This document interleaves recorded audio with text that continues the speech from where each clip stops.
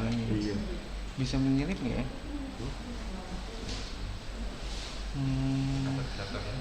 Atau pakai ini aja pointer coba. Cuma lebih kecil kan. Oh ya udah coba boleh. Ini tinggal dicabut.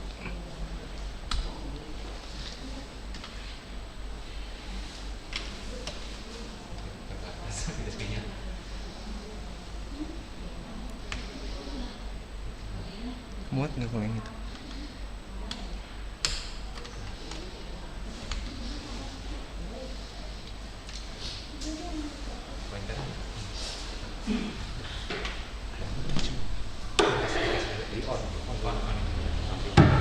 Saya udah lama nggak pakai. Beda-beda. Deh. Selamat pagi Bapak Ibu. Pagi. Annyeonghaseyo. Oke, terimalah salam damai dari saya, Namo Buddhaya. Namo. Senang sekali hari ini kita dapat berjumpa kembali setelah kurang lebih kayaknya 6 bulan ada kali ya. Iya. Kurang lebih 6 bulanan saya sharing di sini. Gimana kabarnya Bapak Ibu? Baik, luar biasa. Baik, luar biasa. Kalau sekarang ditanya gimana kabarnya? Negatif. Ya. Baik Bapak Ibu, sebelumnya baik yang udah pernah bertemu dengan saya atau baru bertemu dengan saya hari ini, tetap izinkan saya memperkenalkan diri. Nama saya masih yang lama, belum ganti. Cuma rambutnya aja nih yang ganti. Sama kayak Cici, rambutnya sama. Oke, nama saya Febrian. Lalu saya sekarang tinggal di Mutiara Fluid dan aktivitas saya saat ini masih sama menjalankan bisnis online juga, dan saya juga menjadi anggota di organisasi sosial Dasa Paramita dan menjadi anggota di Indonesian Professional Speakers Association atau IPSA. Sampai di sini perkenalannya, ada yang mau ditanyain? Kenal aja sih ya, kenal. Udah kenal ya, rata-rata udah kenal. Bentar nih, saya lupa ingat pakai proyektor ini mejanya. Oh, oke. Oke baik Bapak Ibu, hari ini saya tidak sharing terlalu banyak, paling lama 2 jam. Oke, hari ini kita akan sama-sama membahas tentang mengapa berdana. Nah, sebelum saya mulai sesi sharing pada siang hari ini, seperti biasa, saya ingin menentukan satu aturan main. Berapa? Satu, yaitu wajib hukumnya memberikan partisipasi. Maksudnya gimana? Kok partisipasi? Seperti biasa nih, kalau saya bertanya, Bapak Ibu silakan angkat tangan kanan lalu jawab. Tidak ada yang salah dan tidak ada yang benar. Biasanya nih kalau ditanya kayak gitu, boro-boro ada yang mau angkat tangan. Takut salah, takut malu gitu ya. Tenang, ini nggak dihakimi ya, aman. Kalau misalnya sampai nggak ada yang menjawab, terpaksa saya harus menunjuk 1 atau 2 di antara Bapak dan Ibu. Setuju? Setuju? Terpaksa nih. Oke, kalau setuju kita mulai dengan pertanyaan yang pertama. Ini kan judulnya mengapa berdana? Menurut Bapak Ibu, sebelum menjawab pertanyaan ini, apa definisi dari dana atau berdana? Boleh angkatan kanan, apa arti dana atau berdana? Oke, saya samperin dulu ya. Namanya siapa, Ci? Namanya Yana. Boleh pegang ini? Oke, Ci, apa arti dari berdana? Memberikan sebagian kepunyaan kita. Oke, thank you. Tepuk tangan buat Ciara. Satu lagi.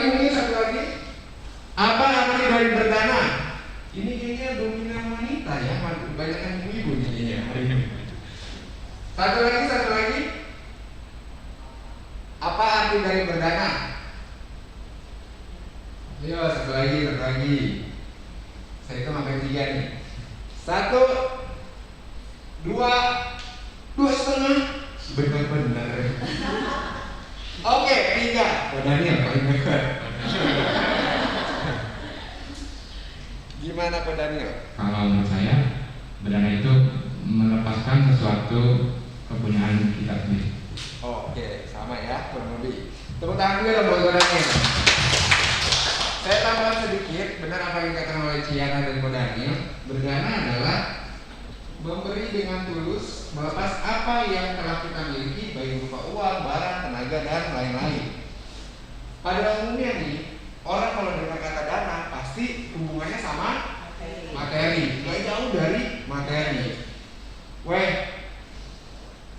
Cici atau Koko nih mau boro-boro mau berdana, weh, buat makan sendiri aja susah. Padahal dana itu gak cuma uang, bisa juga tenaga, pikiran, waktu, dan lain-lain kayak gitu ya. Nah, sebelum kita masuk ke lebih dalam, kita mau tonton satu video. Ini videonya dalam bentuk animasi, tapi ceritanya bagus. Kita tonton dulu nih. Boleh play dari situ?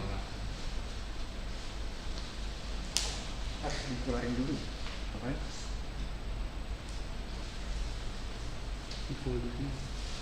Melihat mengadili yang baik dan yang jahat, Raja Neraka sudah memutuskan kematianmu. Kamu siapa? Aku adalah hakim dari neraka. Hakim dari neraka? Apa yang kau inginkan dariku? Kau kaya hati tidak punya hati, dan kau tidak bisa diampuni lagi. Kaya tapi tidak punya hati, ini benar-benar tidak adil.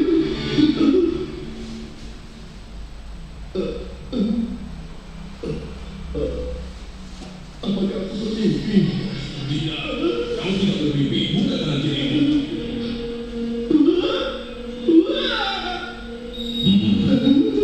Setelah 10 hari sampai neraka muncul lagi, maka kau akan mati.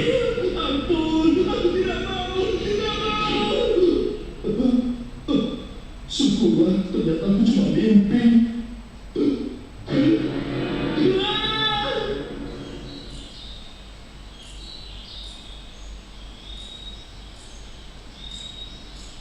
Guru, silakan minum tehnya. Terima kasih. Guru, kenapa guru memotong semua tanaman yang ada di pot? Begini Riri, kalau daun yang tua masih ada, maka tulis yang muda tidak akan tumbuh. Makanya kita harus memotong daun yang tua. Begitu. Guru, Cici, kamu sudah datang. Guru, Cici, kelihatannya kau sedih sekali. Cici, kau tidak usah menangis. Beritahu saja pada guru apa yang terjadi. Ayahku akan meninggal. Ah, kata ibu, ayah tidak bangun-bangun pagi ini. Katanya hantu neraka akan mengandung nyawa ayah dalam waktu 10 hari, guru. Dokterku tidak bisa menemukan sebabnya. Guru. Jangan menangis Cici, guru akan memeriksa keadaan ayahmu.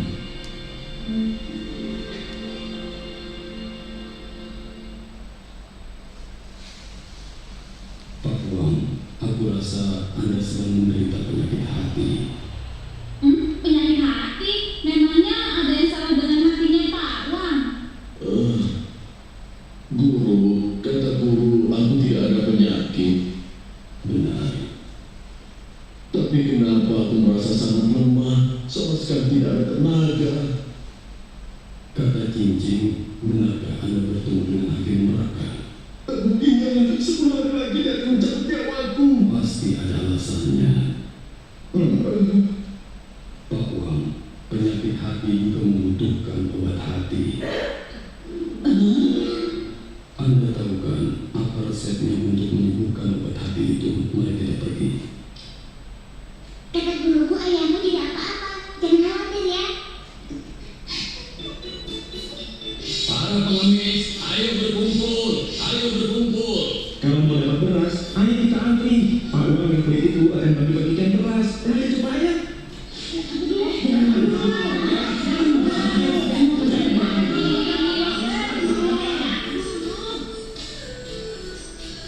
Guru, kata Cici semakin banyak beras yang dibagikan gratis, ayahnya akan semakin sehat. Benar, memberi, memberi, dan memberi. Sekarang hati Pak Wang sakit karena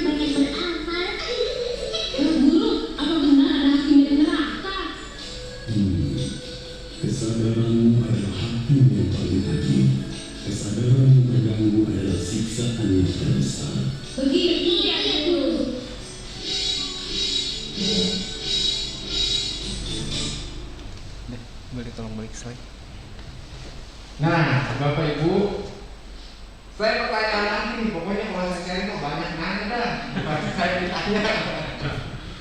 Menurut Bapak Ibu, kita dapat inspirasi apa dari video yang tadi kita tonton? Ini kaitannya dengan memberi ini. Ayo, boleh angkat tangan? Boleh angkat tangan? Inspirasi apa yang bisa kita dapetin dari video ini? Ya, Ci, seperti mau jawab. Boleh sih. Namanya siapa? Namanya Ana. Oke, si Ana, gimana? Ya, inspirasinya itu kita memberikan bantuan kepada orang yang membutuhkan. Jadi kita harus belajar untuk melepas sesuatu yang kita miliki. Oke, bentar dong, si Ana. Saya tambahin sedikit, benar apa yang dikatakan oleh Ciana. Kalau kita lihat dari video tadi, ternyata orang sekaya apapun, kalau dia tidak punya hati, sama aja bohong. Toh dia kaya mungkin kan dari perbuatan di kehidupan sebelumnya, mungkin dia banyak berdana, banyak nolongin orang seperti itu. Lalu ketika si guru atau si bandar atau biksu itu datang, dia memberitahu penyakit hati obatnya adalah hati lagi. Dan pada saat itu satu quote atau satu statement yang mungkin dalam ya dikatakan oleh gurunya, dikatakan kesadaran yang paling adil adalah kesadaran ya itu kesadaran yang paling adil adalah kesadaran kita sendiri, dan kesadaran yang membuat kita terganggu yaitu kesadaran yang kita juga kayak gitu.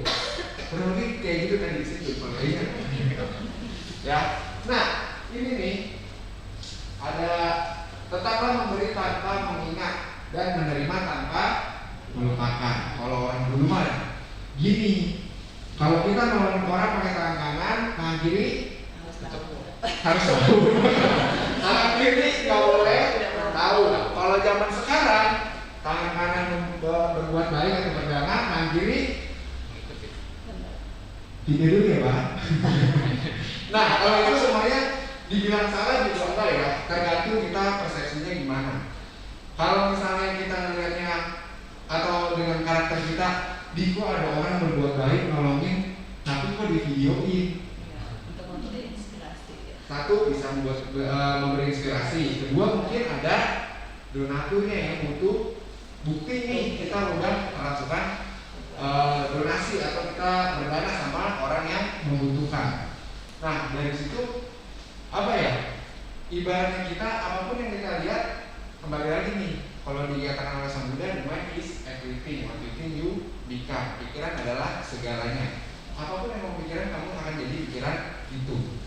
Kita melihat orang berbuat baik nih, kitanya dengki nih, pikiran kita kayak nggak seneng, apa sih berbuat baik kok di pamer-pamerin kayak gitu. Yang ada kita bukannya itu senang bahagia, tapi kitanya menderita. Orang lain yang melakukan dia tetap happy, kita yang dapatnya apa? Menderita. Begitu pula sebaliknya, kita melihat orang berbuat baik, ih kita seneng ya, kita juga happy, dia juga happy. Seperti itu. Kalau dikatakan di dalam Buddhis atau di dalam Dhamma, berdana itu adalah hal yang paling dasar ya, yang di dalam ajaran Buddha atau di dalam ajaran Buddhis. Kita bisa lakukan dana itu setiap hari. Cuman mungkin kadang-kadang nih kita itu sadar dan tidak sadar. Mungkin hari ini kita, contoh deh hari ini nih, Bapak Ibu sebelum ke wihara dari rumah udah diniatin belum? Pasti udah. Kalau enggak ya pasti nggak nyampe ke sini. Atau ragu-ragu wihara nggak ya, yang ada nggak jadi. Kan kebanyakan gitu. Tapi karena Bapak Ibu udah yakin buat baktian, buat wihara, akhirnya datang. Sama ini juga termasuk kita berdana waktu seperti itu. Mungkin nggak ada materinya, tapi kita meluangkan waktu buat berbuat baik seperti itu. Ya, lanjut nih. 3 hal yang perlu diperhatikan pada saat kita mau berdana. Yang pertama, memberi dengan keyakinan. Nah ini baru semalam kejadian sama diri saya, sama Owe nih kejadian nih. Semalam ceritanya saya mau ambil makanan di security di pos satpam karena kan lagi covid gini, Grab atau Gojek nggak boleh masuk ke dalam, jadi kita harus ngambil di pos satpam. Nah pada saat itu saya ambil, terus tiba-tiba terlintas di dalam pikiran saya. Ini saya sharing ya, bukan buat pamer atau gimana ya, ini saya sharing. Saya nyampe di pos satpam mau ambil makanan, terus saya lihat nih wajahnya Pak Satpam, Pak Security. Terus pas saya lihat, kok kayak hati bukan ada rasa bukan apa. Hati tuh kayak gimana ya? Kayak nih ada kesempatan buat perdana. Terus pada saat itu saya mikir, oh iya ya, saya mau Alfamart nih. Makanannya itu udah saya ambil. Terus saya bilang, Pak, saya kelupaan, mau ke Alfamart dulu, titip dulu ya. Udah dong, pas itu saya ke Alfamart nih. Pada saat saya ke Alfamart, mau beli cemilan kan, pas mau beli cemilan, nih pikiran saya masih ingat satpam. Sampai di Alfamart, terus pikiran saya masih ingat satpam. Terus saya pikir, ya udah deh, beli sesuatu. Udah malam, beli kopi deh. Simpelnya kan mungkin dia jaga sampai pagi butuh kopi atau yang lainnya. Udah deh, saya beli kopi. Nah, pada saat memilih kopi, ada nggak sih tantangan tersendiri? Ada. Satu, harganya. Ya, ini kita relate aja nih, relate. Kita mau membeli aja banyak tantangannya, itu belum nyampe ke si penerima loh. Ya, banyak tantangannya. Satu, pikir harganya. Kedua, terus apa tadi ada berapa orang ya? Terus kita beli satu, masa duit buat dia doang gitu kan? Akhirnya udah deh, saya ambil merek A, udah pokoknya hitungannya dia ada berapa orang saya ambil banyak A. Pas pada saat itu, udah nih sebelum memutuskan buat ngambil kan, kita harus yakin dulu, oke, mau beli barang yang ini buat dikasih ke Pak Satpam. Udah nih saya beli, saya ke kasir, udah terus cerita, pulang. Terus pada saat di perjalanan pulang, masih ada nggak sih godaannya? Ada. Lu cuma kasih satu doang cukup nggak ya? Satu isinya sih ada 10. Terus dia mikir, malu amat sih ngasih masa cuma satu. Oh. Celaka 12 ini, mau berbuat baik aja susah. Akhirnya, ya iyalah. Kalau di Buddhis dikatakan musuh terbesar adalah diri sendiri. Terus saya pikir, yaudah toh hari ini saya mau berdana, niat saya mau memberi berapapun yang saya berikan, ya udah niat saya mau terlaksana nih. Jadi udah tuh sampai di pos satpam, saya turun dari motor ambil makanan. Pak, ini ya buat bapak ngopi. Terus pada saat itu ngeliat lagi nih muka satpamnya nih, ngeliat muka satpamnya. Senang, senyum, saya senyum. Ini Pak kopinya. Terus kata bapaknya, oh makasih banyak ya Pak. Maaf nih saya nggak bisa nganterin makanannya ke dalam. Udah mati. Ih, maksudnya mau nganterin ke dalam Pak. Udah kan? Iya Pak, nggak apa-apa. Nanti kalau misalnya saya pesan makanan lagi, saya aja yang ngambil, nggak usah diantarin. Udah tuh dari situ timbul, wih, akhirnya satu perbuatan baik atau salah satu perbuatan gana yang dilakukan dengan keyakinan walaupun banyak tantangannya.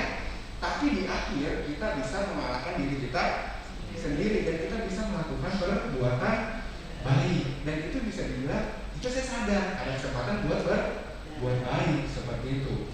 Ya, ini satu memberi dengan keyakinan. Yang kedua memberi dengan hormat. Nah ini lanjutannya dengan cerita tadi deh. Sama ya pada saat kita memberi kita nggak ya nih habis saya kasih terus kayak ngerasa sombong itu nggak perlu ya. Kita sama-sama manusia gitu, nggak ada yang ditinggikan atau nggak ada yang direndahkan seperti itu. Ya, ini memberi dengan hormat. Yang ketiga memberi di waktu yang tepat. Nah, kalau yang ini nih, kadang-kadang kita berdana juga. Kalau ditanya, weh, kapan memberi waktu yang tepat? Aku juga bingung, ya kan? Kalau mau kasih Mitsi atau nih Pak, ada orang yang lagi kesusahan nih, Bapak mau berdana nggak? Kalau atau Bapak Ibu mau berdana nggak?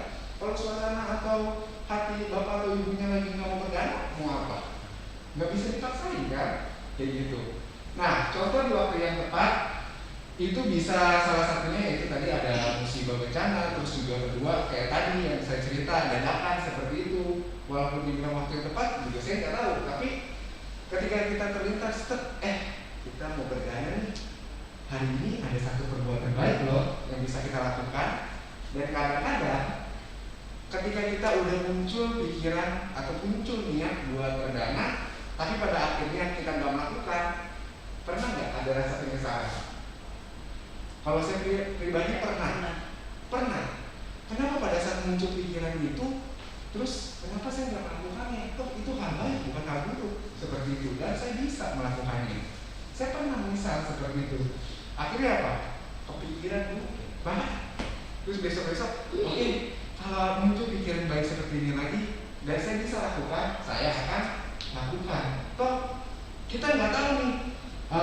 Istilahnya kita berdana itu ada penerimanya siapa, kita pun nggak tahu, ya kan?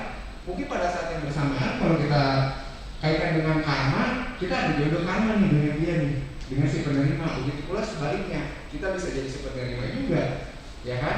Apa yang kita berikan juga akan, apa yang kita berikan itu juga yang akan kita dapatkan. Tapi kita juga nggak melulu ketika memberi mengharap yang banyak, memberi sedikit nih, semoga saya jadi orang kaya, semoga saya sehat terus. Enggak ya, kayak gitu ya, 1:1 lah. Tapi yang penting adalah ikhlas ya. Ini memberi waktu yang ditepatkan, di waktu yang tepat. Tadi seperti ada musibah, terus juga dadakan, itu boleh ya. Yang penting adalah kesadaran kita untuk melakukan perbuatan baik. Lanjut. Nah ini kita tonton dulu satu video nih.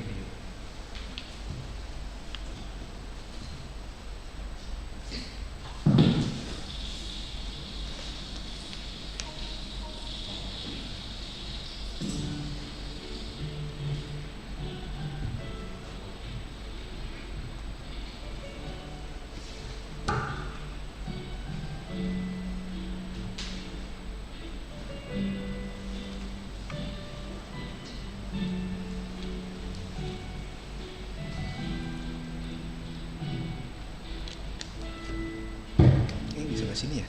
Kenapa sih di sini?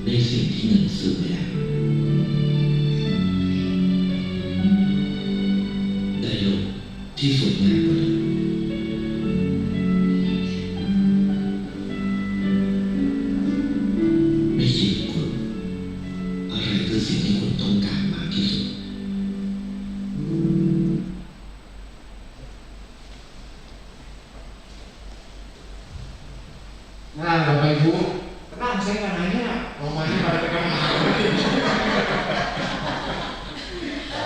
Oke, Bapak Ibu, dari video tadi yang kita tonton, kita dapat satu inspirasi bahwa kalau kita nolongin orang, bahkan makhluk-makhluk yang terlihat ya, makhluk hidup ya, itu kita nolongin orang tanpa membeda-bedakan. Dan ujung-ujungnya ketika kita melihat orang lain yang kita tolong happy, kita juga pasti bakal happy. Problemnya adalah, nih problem dasar manusia nih.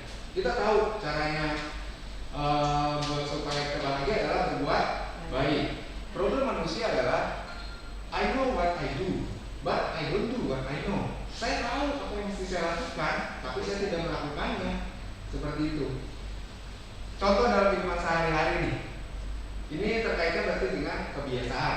Mungkin Bapak Ibu yang pernah dengar sharing saya ini, saya sebelumnya ya, kita flashback nih. Ini mengenai saya tahu apa yang mesti saya lakukan, tetapi saya tidak melakukannya. Contoh, mungkin Bapak Ibu yang masih ingat cerita yang orang rokok? Ingat gak? Enggak ya. Orang merokok nih, contoh ada orang merokok, saya tanya, Pak, Bapak merokok dapat merugikan kesehatan Bapak? Tahu Pak? Apa jawabannya? Tahu. Pak, kalau Bapak merokok, orang-orang di sekitar Bapak menyebabkan mereka menjadi dulu iklan. Ya lanjut nih. Pak, kalau Bapak merokok, orang-orang di sekitar Bapak itu bisa jadi perokok pasif dan merugikan kesehatan mereka. Tahu Pak? Tahu. Berhenti ya Pak merokok? Apa jawabannya? Nggak bisa. Siapa lu suruh gue? Karena gue duit gue dan beli kesehatan gue seperti itu ya. Jadi artinya apa? Ketika dia tahu nih ini merugikan kesehatan dia sendiri dan merugikan kesehatan orang lain, tetapi ketika dia menolak untuk disuruh berhenti, dia menolak, dia timbulnya kesel karena itu udah punya kebiasaan. Orang habis makan maunya merokok. Mungkin yang sekitar kita juga sering kayak gitu ya, di rumah atau di lingkungan kita juga pasti ada yang kayak gitu. Nah, sama halnya dengan perbuatan baik Bapak Ibu, itu bisa kita lakukan nih sedikit demi sedikit. Contohnya apa?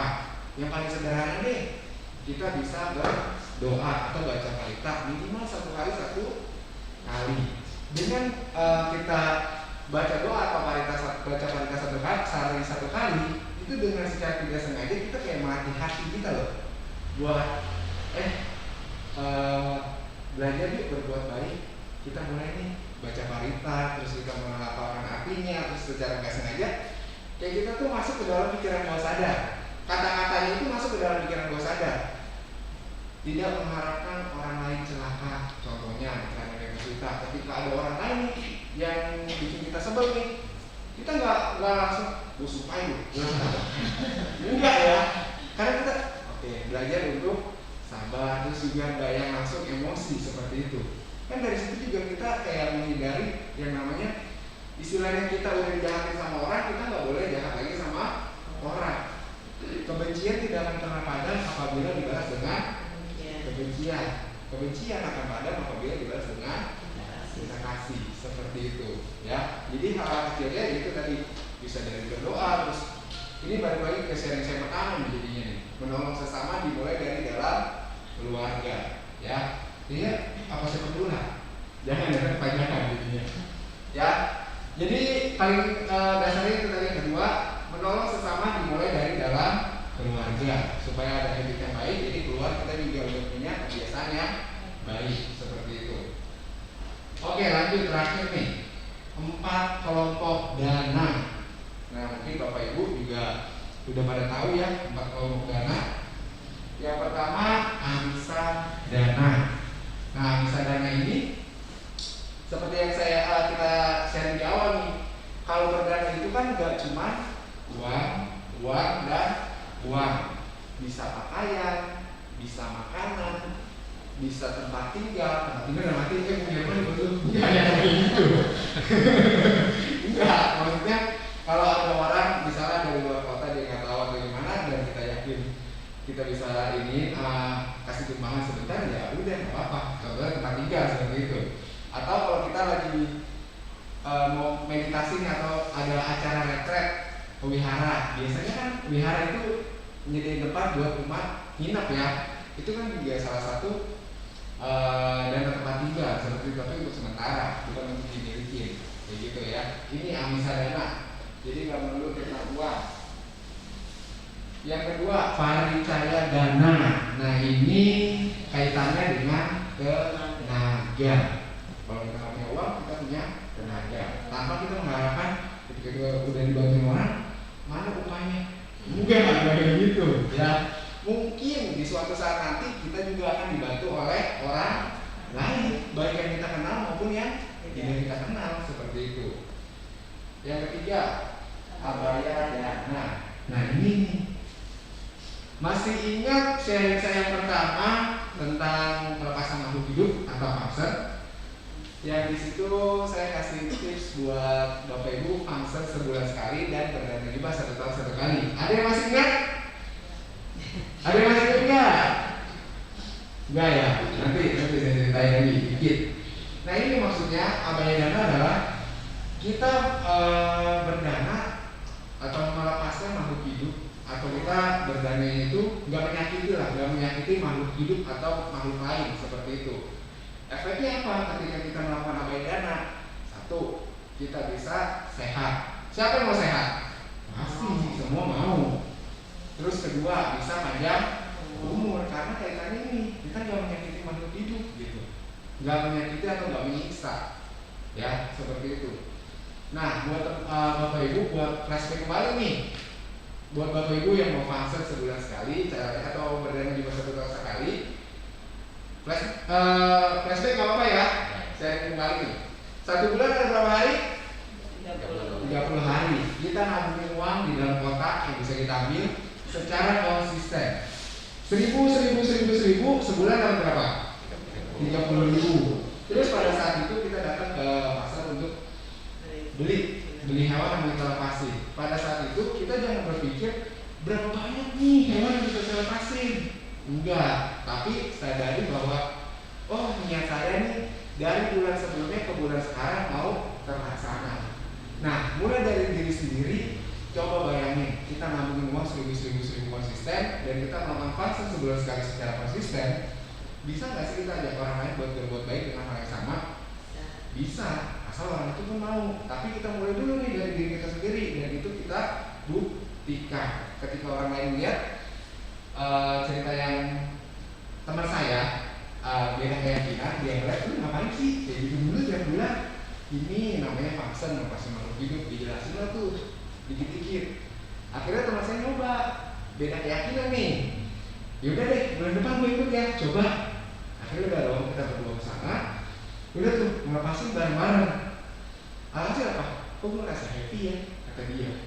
Terus di buku wah, beda dasar dong.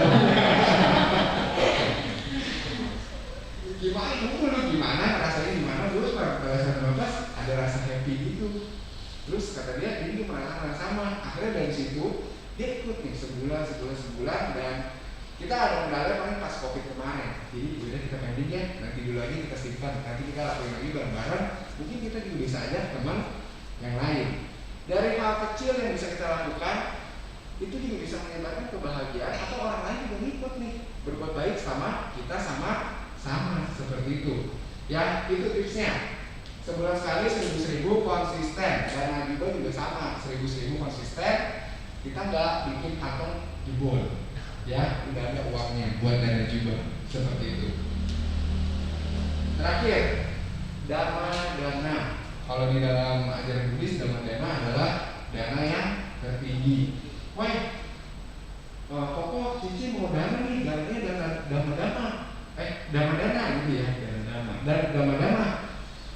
Terus gimana caranya? Apakah Koko Cici harus ikuti jejak Woi nih sharing di depan?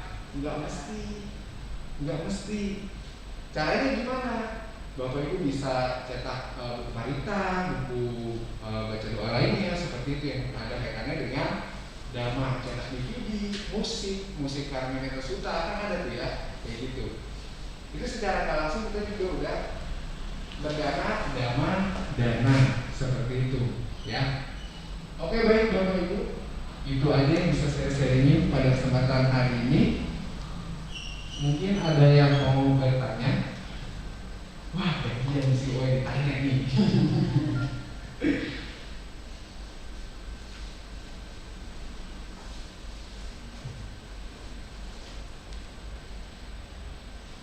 Oke, Ko Daniel ini waktunya gue nanya dia.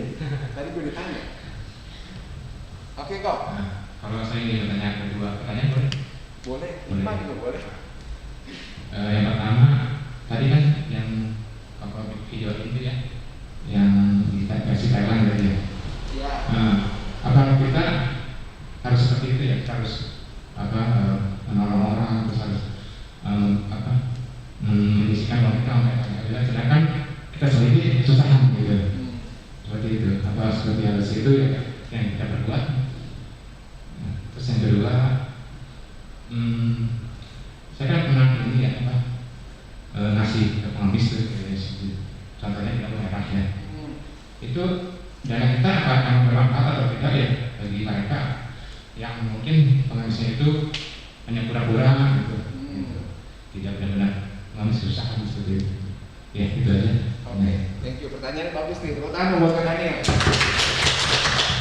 Pertanyaan yang pertama tadi, apakah kita harus melakukan kebaikan sesuai dengan video tadi? Kalau kita menghabiskan uang, padahal uang kita pas-pasan.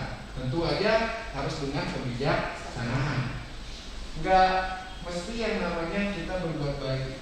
Berbuat baik itu kan kita mestinya sesuai dengan kemampuan kita ya. Contoh, kalau misalnya kita punya uang, ya kita dana uang. Kalau kita nggak punya uang, kita bisa dana makanan. Seperti itu.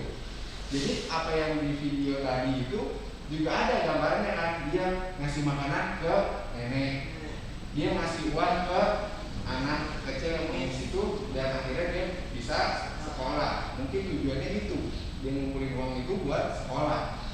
Terus ke anjing ya tadi, makanan, dia punya makanan ayam dikasih ke anjing itu. Terus tenaga itu pas ibu-ibu lagi jualan yang gerobak, dia bantuin dorong seperti itu. Nah, kembali lagi, ketika kita mau berdana sesuai dengan kemampuan kita dan harus bijaksana juga ya, kayak gitu. Jadi jangan semena-mena oke nih saya bisa A, B, C, terus tapi keterbatasan kemampuan saya nggak nyampe situ, tapi kita memaksakan, itu juga jadinya nggak bagus kayak gitu. Itu kok yang pertama ya. Terus yang kedua adalah, nah ini menarik banget, ini relate banget di dalam kehidupan kita di lampu merah. Kan banyak banget ya di berita-berita seseorang pengemis omsetnya 100 juta per bulan. Orang-orang yang jadi begitu semua. Nah, karena ada berita begitu, terus kan masyarakat jadi aware. Kalau saya danain ke dia atau saya memberi ke dia nih, uangnya kemana ya? Apa jangan diambil pura-pura? Nah, kembali lagi nih pada dasarnya nih, ketika kita mau berdana atau memberikan sesuatu, baik ke pengemis atau mau nggak pengemis, yang pertama kita harus ikhlas dulu. Gitu nih, saya memberikan ini, ya udah, toh dia mau tipu-tipu atau mau nggak benar, bukan urusan saya. Hari ini saya mau berbuat baik, mau berdana, seperti itu. Contoh, ini contoh yang pernah saya alami nih. Ini sering terjadi di depan pintu Indomaret atau Alfamart. Biasa ada ya, yang jaga, terus ada kotak gitu atau topi. Nah, pada saat itu kasusnya anak kecil pakai pakaian badut dan topeng, pakai badut gede, dia di depan situ. Terus saya bilang, nih anak masih kecil, saya ini ada di rumah. Terus saya mikir, gila kalau ada rumah kayak gini, kok gak tega? Saya nggak tega. Terus saya mikir ya, mungkinkah dia dengan keadaan seperti dia mendesak atau keadaan ekonomi dia jadi seperti itu? Terus saya pikir, oke lah, udah terlepas saya mau mikirin kehidupan dia latar belakangnya kayak gimana, saya nggak mau pikirin karena masa iya saya mau nanyain, kan nggak juga. Akhirnya pada saat itu saya mikir, semua orang kan butuh uang, tapi saya pikir ada anak kecil ini, kayaknya anak kecil lebih senang dikasih makanan deh. Pada saat itu saya masuk ke Indomaret, udah tuh saya beli es krim, saya kasih ke dia. Terus pada saat itu, makasih ya, akhirnya aku bisa jajan. Udah mati. Dia ada di Iya. Kalau secara ini dia mau jajan dia bisa pakai duit itu. Tapi kan kita nggak tahu nih. Pada saat dia bilang, oh makasih ya, akhirnya aku bisa jajan. Padahal walaupun dijajanin. Terus pada saat itu saya mikir, oh ya udah sama-sama nggak apa-apa, dimakan aja es krimnya, mukanya happy. Terus pada saat itu saya nggak nanya, emang itu uang buat apa? Saya pikir, yaudahlah itu urusan dia. Entah mungkin dia ada budget setoran berapa kita nggak tahu kan kayak gitu. Terus daripada kita nanti yang gimana, yaudah saya pikir, udah weh, nih cuma mau nolongin doang, udah tinggal pergi pulang kayak gitu. Nah dari situ yang bikin saya jujur, oh ternyata nih anak mau jajan berarti, walaupun nggak ada uang di depannya. Terus pada saat itu, yaudah saya tinggal, yaudah deh, saya mau pulang dulu ya, ini makan aja es krimnya, saya mau pulang. Udah pulang pada saat itu udah. Nah dari situ saya mikir, yaudah deh kalau mau nolongin orang atau memberi kompromis, nggak usah mikir terlalu jauh untuk latar belakangnya. Toh kalau kita tarik balik, emangnya lu mau dapat berapa sih? Gitu kan? Kan kita juga dapat seikhlasnya, kayak gitu. Ya gitu kok. Jadi nggak usah mikirin latar belakangnya gimana. Akhirnya ada kesempatan berbuat baik, ya udah lakukan aja. Toh kita nggak tahu apa yang dialami juga, apa yang dialami juga seperti itu. Gitu Pak Daniel. Thank you Pak. Itu ada pertanyaan lagi? Ya. Mumpung ada Pak Febrian sini nih. Susah ngundangnya. Enggak juga. Saya bukan siapa-siapa.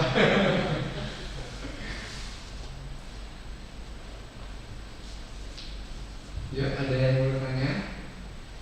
Aman? Udah pada apa kayak ini? Sudah jelas.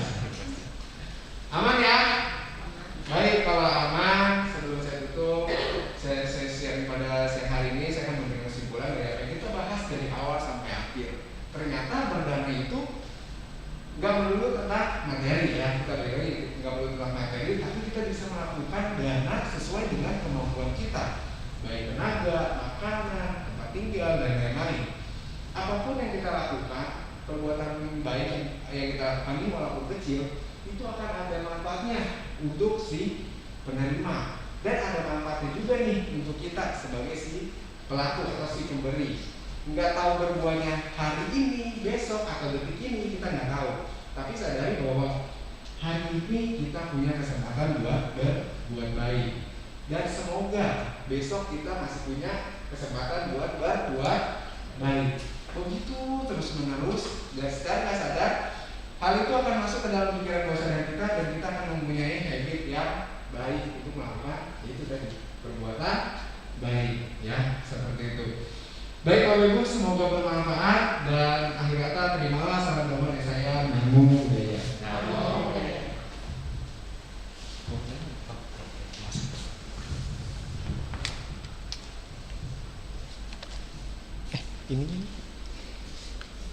Terima kasih kepada Bapak Febrian Chandra yang telah memberikan sendamanya pada hari ini. Semoga sendamanya dapat bermanfaat bagi kita, dapat kita renungkan dan kita praktekkan sehari-hari. Terima kasih.